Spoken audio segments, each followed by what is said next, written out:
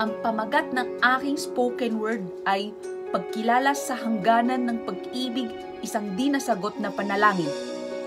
Sa katahimikan ng gabi, ako'y nag-iisip ng malalim, isang kaisipan ang dumaan.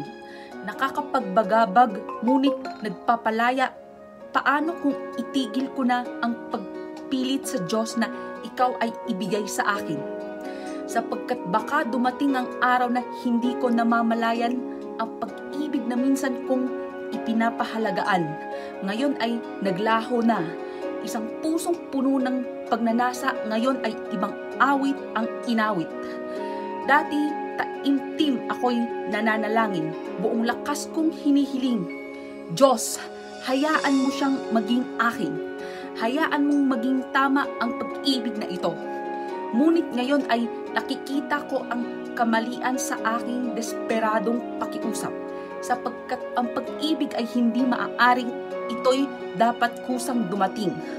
Paano kung isang araw walang babala o senyales? Ako'y magising at mapagtanto hindi na kita akin. Hindi dahil maaaring hindi ka na magparamdam, kundi nagbago ang aking puso.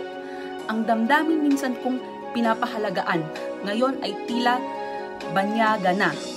Kaya't pinipili kong bitawan, magtiwala sa disenyo ng tahanan. Maniwala na ang tunay na pag-ibig ay darating sa tamang panahon. Ang pagpilit sa pag-ibig ay parang paghawak ng buhangin sa mahigpit na kamao.